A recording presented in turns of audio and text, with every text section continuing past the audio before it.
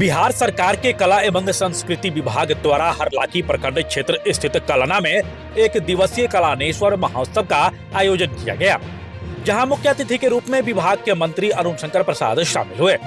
विशिष्ट अतिथि जिलाधिकारी आनंद शर्मा, विधान परिषद सदस्य घनश्याम ठाकुर, स्थानीय विधायक सत्तारूढ़ दल जदयू सचेतक सुधांशु शेखर, पूर्व विधायक रामाशीष यादव, एसडीएम सारंग मणि पांडे, एसडीपीओ अमित कुमार, जदयू प्रखंड अध्यक्ष प्रमोद गुप्ता सहित आगत अतिथियों द्वारा दीप प्रज्वलित कर कार्यक्रम का उद्घाटन किया गया। उद्घाटन से पूर्व सभी आगत अतिथियों का मिथिला परंपरा अनुसार पाग, शॉल और मेमेंटो देकर सम्मान किया गया। कार्यक्रम की शुरुआत गायिका सुभद्रा झा के भगवती वंदना से किया गया और पूनम मिश्रा के द्वारा स्वागत गान प्रस्तुत की गई। महोत्सव में कलाकारों ने एक से एक बढ़कर प्रस्तुति दिया। महोत्सव को संबोधित करते हुए मंत्री अरुण शंकर प्रसाद ने कहा, यह कल्याणेश्वर महोत्सव मात्र 3 दिन में तैयारी की गई है, जो सरकार के इच्छा शक्ति को दर्शाता है। यह असल इतनी महत्वपूर्ण है, यहाँ राजा जनक का द्वार है, राजा जनक द्वारा यह स्थापित शिवलिंग है, इसलिए यहाँ से 84 कोस की परिक्रमा शुरू और अंत होता है। लाखों श्रद्धालु विश्राम करते हैं। मिथिला के प्रति जो मेरा ऋण है, हम कितना भी कर ले चुका नहीं पाऊंगा, क्योंकि पहली बार हमने चुनाव भी इसी हरलाखी से लड़ा। अयोध्या में जिस तरह भगवान श्री राम का भव्य मंदिर बना, ठीक उसी तरह 3.5 साल में पुनौरा में माता जानकी के भव्य मंदिर निर्माण में सहभागिता मिला है। पर्यटन के रूप में भी मिथिला क्षेत्र को आगे बढ़ाने का संकल्प लिया हूँ। जिस तरह से पर्यटक आ रहे हैं, हम निश्चित रूप से उत्साहित हो रहे हैं। आज जिस तेज गति से बिहार में विकास हुआ है, निश्चित ही पर्यटक का झुकाव हुआ है। मिथिला के विकास के बिना बिहार का विकास संभव नहीं है। गिरजा, अहिल्या, कल्याणेश्वर को रामायण सर्किट से जोड़ा गया। पूरे बिहार में विकास हो रहा है। युवा महोत्सव जो हुआ वो कहीं न कहीं हमें गौरवान्वित किया है।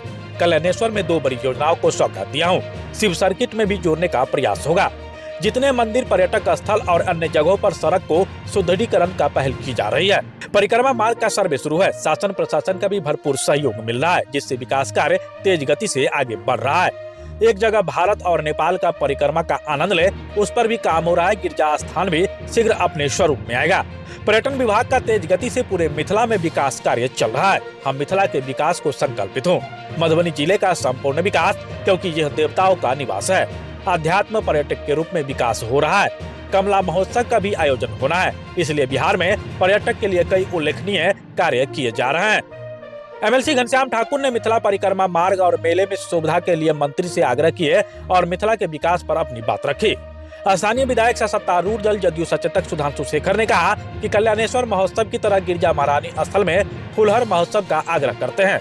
खासकर मनोकामना, विश्वामित्र, उच्चैठ महारानी, कालिदास डी परिक्रमा, कलनाथ, फुलहर, करुणा, बिशौल, दक्षिणेश्वर नाथ, महादेव उत्तरा सहित कई देव स्थलों के विकास पर भी ध्यान आकृष्ट करना चाहते हैं। साथ महोत्सव के आयोजन को लेकर धन्यवाद ज्ञापित किए।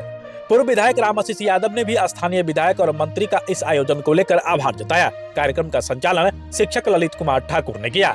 कार्यक्रम के सफल संचालन में बीडीओ रविशंकर पटेल, सीओ रीना कुमारी, थाना अध्यक्ष इंस्पेक्टर रंजीत कुमार खिरहर, थाना अध्यक्ष शुभम शर्मा सहित स्थानीय प्रशासन टीम की महत्वपूर्ण भूमिका रही। मौके पर पूर्व भाजपा जिला अध्यक्ष भोगेंद्र ठाकुर, जंग बहादुर यादव, अनिल सिंह, जिला परिषद सदस्य सीमा यादव, रीना कुमारी, बचनू मंडल, अजय भगत, रणवीर सिंह, रामकृपाल महतो, युगल किशोर यादव, अवधेश मिश्र, राम बाबू यादव, राम स्नेही महतो, सुरेंद्र प्रसाद यादव, रोशन नायक, अंशु महतो, राघवेंद्र रमन, विनोद कुमार ठाकुर सहित अन्य लोग मौजूद रहे। मंच पर उपस्थित सभी महानुभावों और जहां तक मेरी आवाज जा रही है वहां तक के सभी श्रोता बंधुओं, आप सभी शिव भक्तों को सबसे पहले मेरा प्रणाम और बाबा कल्याणेश्वर के चरणों में प्रणाम अर्पित करते हुए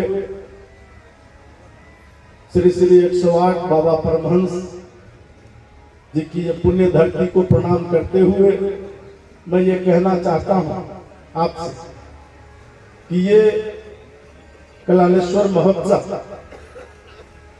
कलना शब्द से कल्याणेश्वर हुआ है और कलना गांव भी है और कलना का अर्थ गणना, तारों की गणना, देव सृष्टि रचना, कई प्रकार के सकारात्मक शक्तियां कलना शब्द से जुड़ी हुई है। ये कल्याणेश्वर बाद में चलकर हिंदी के विद्वान लोग इसे कल्याणेश्वर करने लगे, लेकिन इसका असली शब्द कलना से कलानेश्वर है और उसका कई प्रमाण है, इसलिए इसका नाम भी कलानेश्वर महोत्सव रखा गया है। और मात्र 3 दिन में स्वीकृति मिली।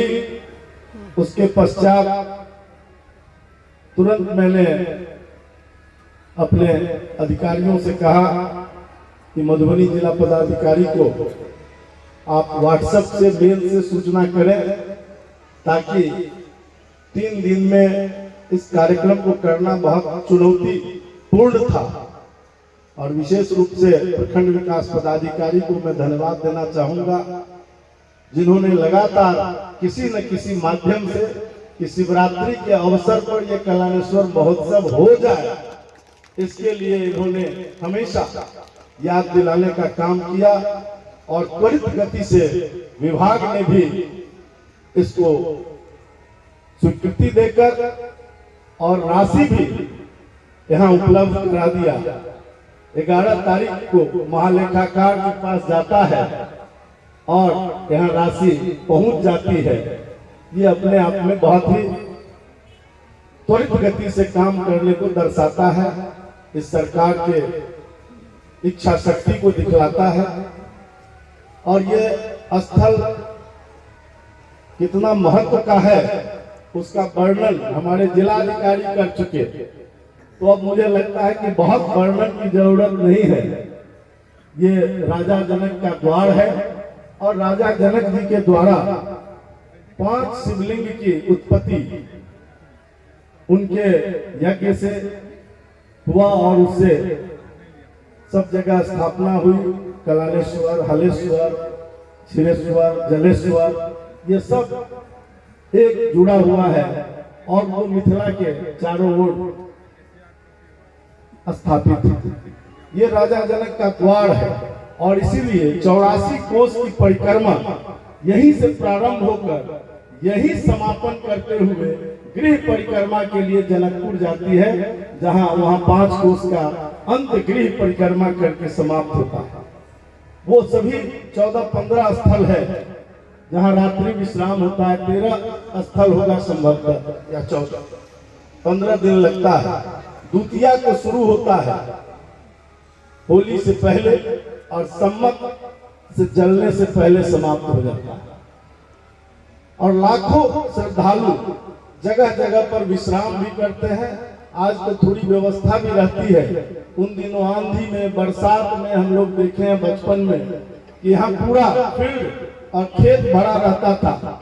लोग अपनी सुविधा से आते हैं, अपनी सुविधा से जाते हैं, पैदल यात्रा करते हैं।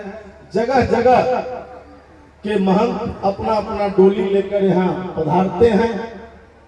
तो इसलिए कला संस्कृति विभाग और पर्यटन विभाग के मंत्री होने के बाद मेरे मन में, जहां से मैं आता हूं इस मिथिला क्षेत्र से, मिथिला के प्रति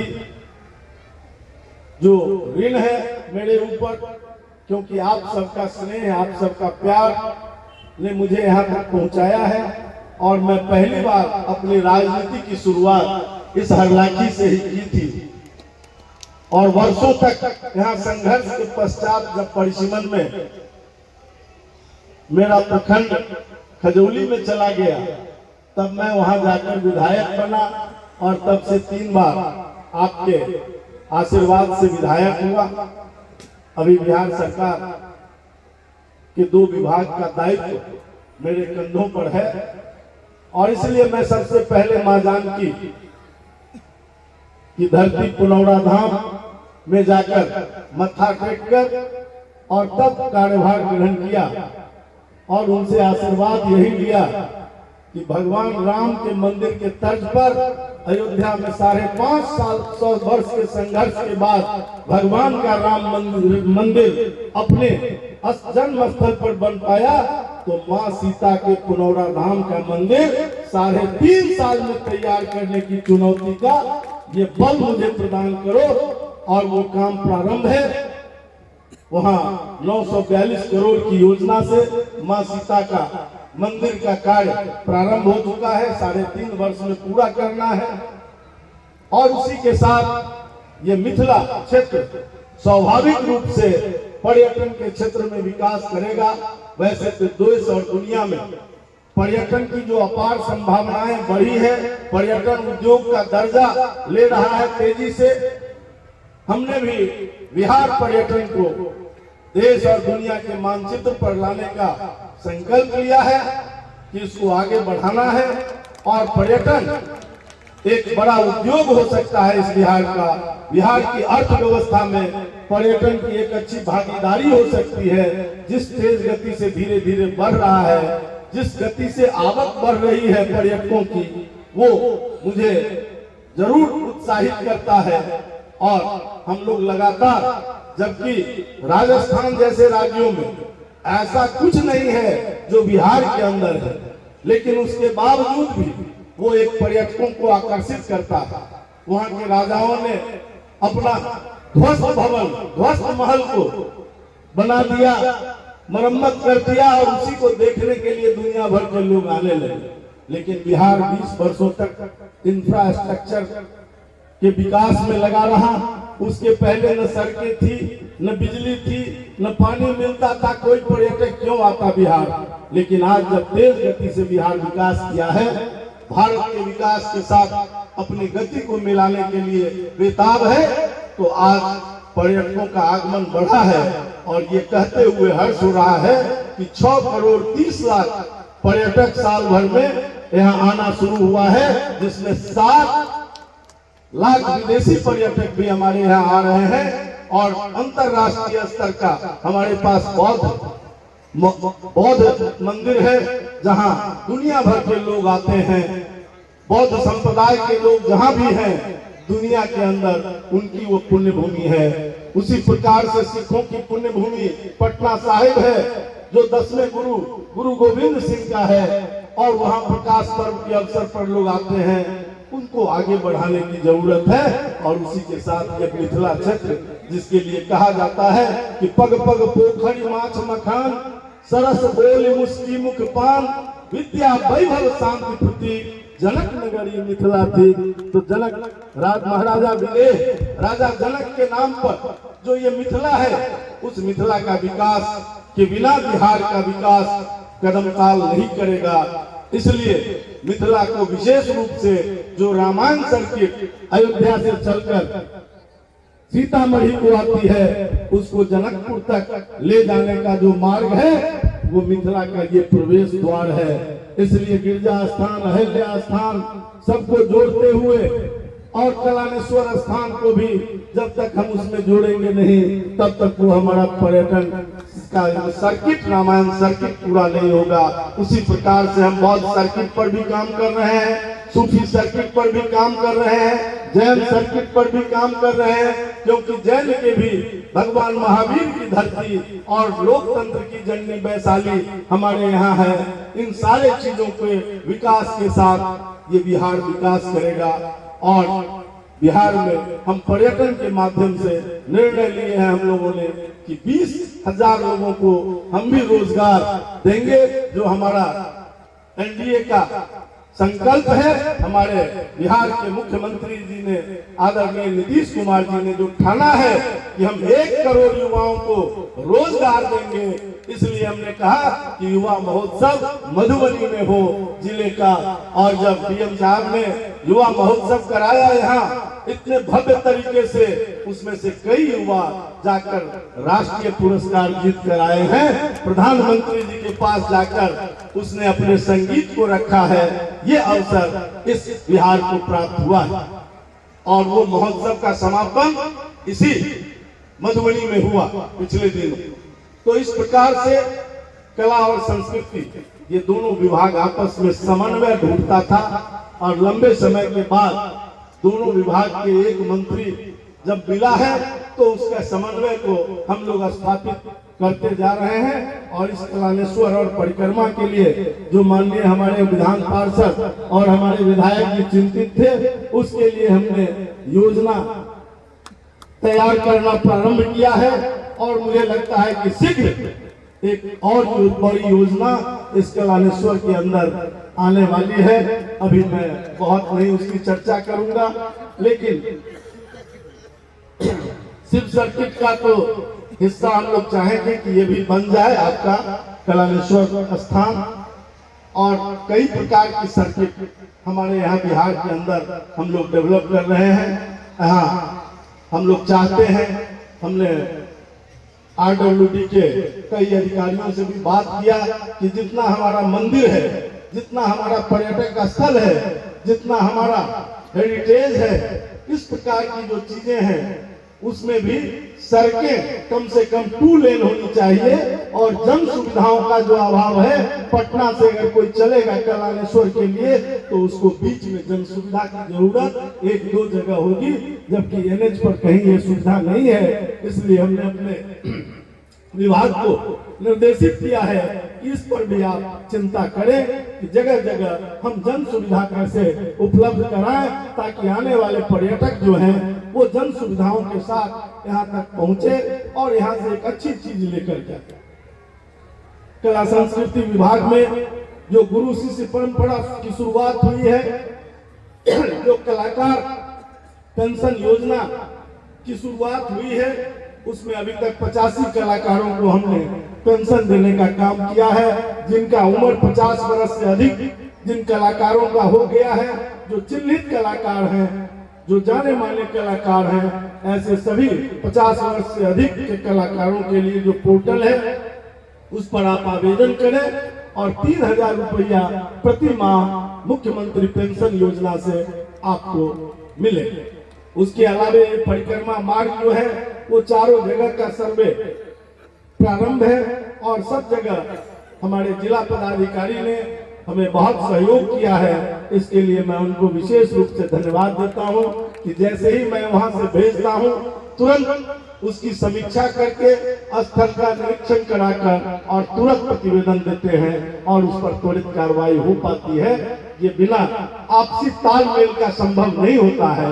इसलिए शासन प्रशासन के सहयोग के बिना काम आगे नहीं बढ़ता है। ये लोकतंत्र के पहिए हैं और ये जितना दुरुस्त रहता है उतने तेज गति से विकास होता है और जनता की भी भागीदारी उसमें उतनी ही महत्वपूर्ण है, क्योंकि आपके बिना ये सब अधूरा है। और इसलिए आप सबसे विनम्र प्रार्थना करते हुए कि ये पहली बार महोत्सव हो रहा है, हमारे अधिकारियों से अगर कहीं कोई त्रुटि आपको दिखता हो तो उसको अन्यथा न लेंगे। मुझे लगता है कि दूसरी बार से इससे अच्छा आयोजन और अधिक सफल आयोजन आपको देखने को मिलेगा। ये मन में विश्वास लेकर जाइए। हो सकता है कि इसको अगर यहाँ से प्रस्ताव जाएगा तो उसको और 1 दिन के बदले 2 दिन भी हो जाए। ये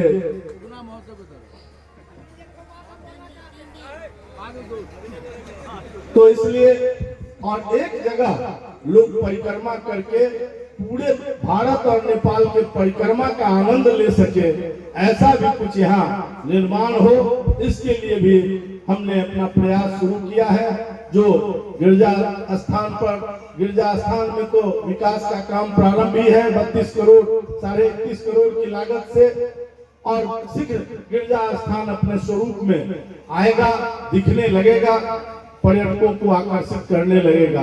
अहिल्या स्थान जो दरभंगा में है, हमारे बगल में है, मधुबनी के बगल में, उसके लिए भी 36 करोड़ की राशि 20 करोड़ पर्यटन विभाग से और 12.5 करोड़ की राशि कला संस्कृति विभाग से आवंटित हुई है और वहां भी कार्य प्रारंभ है। इसलिए तेज गति से मिथिला में काम चल रहा है।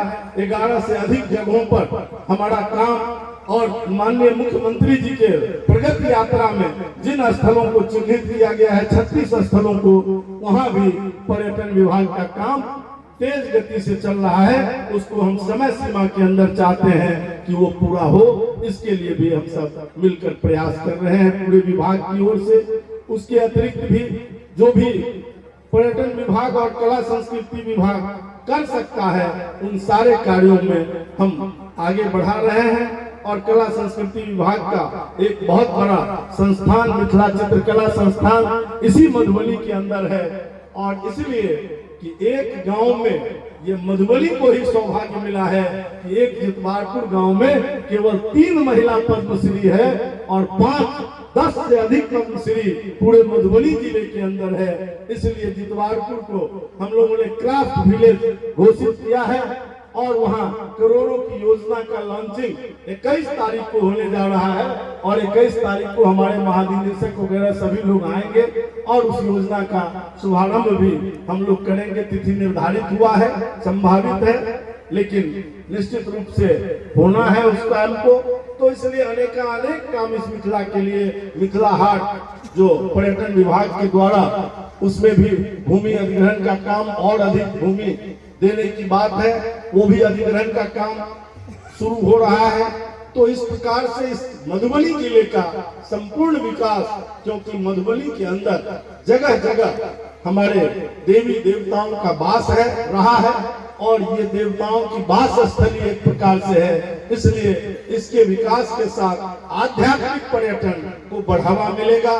सांस्कृतिक पर्यटन को भी हम बढ़ावा देने का काम करते हैं, हेरिटेज के माध्यम से भी काम करते हैं और इको सर्किट का भी निर्माण, इको टूरिज्म को भी आगे बढ़ाने का काम किया जा रहा है। अब हम क्रूज टूरिज्म पर भी अपना काम शुरू कर दिए हैं।